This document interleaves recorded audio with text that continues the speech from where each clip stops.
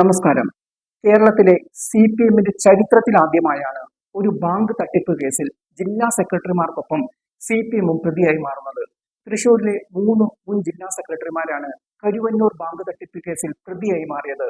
അനുബന്ധ കുറ്റപത്രത്തിലാണ് നേതാക്കളുടെയും പാർട്ടിയുടെയും പേരുകൾ ഉള്ളത്. ഇവർക്ക് സമൻസ് അയക്കാനാണ് കോടതി നിർദ്ദേശിച്ചത്. എൻഫോഴ്സ്മെന്റ് ഡയറക്ടറേറ്റ് എടുത്ത കള്ളപ്പണ കേസിലാണ് CPM-ന് ഈ കുരുക്ക് വന്നത്.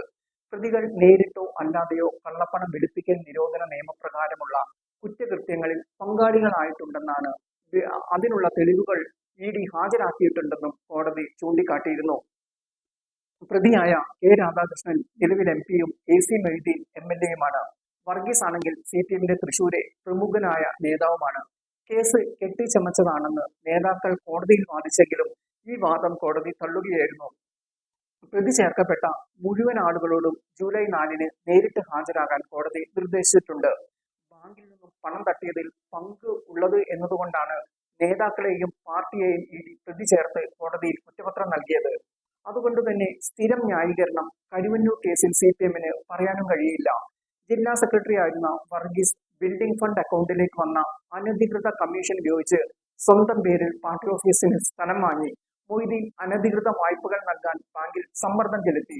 പാർട്ടി ഓഫീസിന് പണത്തിനായുള്ള ബാങ്ക് അക്കൗണ്ടിലേക്ക് കമ്മീഷൻ തുക ഇടാൻ അന്ന് ജില്ലാ സെക്രട്ടറി ആയിരുന്ന K. രാധാകൃഷ്ണനാണ് നിർദ്ദേശം നൽകിയത്. ഇതെല്ലാം ഇവർക്കെതിരെയുള്ള തട്ടിപ്പിനുള്ള തെളിവുകളുമായി. കോടിക്കണക്കിന് രൂപയുടെ ബിനാമി വായ്പ നൽകി. ഒരേ ഭൂമി തന്നെ പല വായ്പകൾക്കും ഈടും നൽകി. തട്ടിപ്പ് പണം വ്യവസായത്തിലേക്കും റിയൽ എസ്റ്റേറ്റിലേക്കും വഴിമാറ്റി എന്നൊക്കെയാണ് ED കണ്ടെത്തിയത്. ഇതെല്ലാം CPM-ന് കുരുക്കാണ്. പ്രതിരോധിക്കാനും പ്രയാസമാണ്. എന്നാൽ പാർട്ടി നേതാക്കളെ BJP നീക്കത്തിന്റെ ഭാഗമായാണ് ED കുരുക്കിയത് എന്നാണ് CPM ആക്ഷേപിക്കുന്നത്. BJP-യുടെ ഗൂഢലക്ഷ്യമാണ് ED നീക്കത്തിന് പിന്നിലെന്നും പാർട്ടി ആരോപിക്കുന്നു. എന്തായാലും കരുവന്നൂരിൽ CPM പ്രതിസന്ധിയിലാണ്. ഒരു MP-യും ഒരു MLA-യും ബാങ്ക് തട്ടിപ്പിൽ പ്രതിയായി വിചാരണ നേരിടേണ്ടി വരുന്ന അവസ്ഥ CPM-നെ സംബന്ധിച്ച് വലിയ ക്ഷീണമാണ്. അതുകൊണ്ട് തന്നെ ഈ കേസിൽ പാർട്ടിക്ക് കരുതി നീങ്ങേണ്ടി വരും.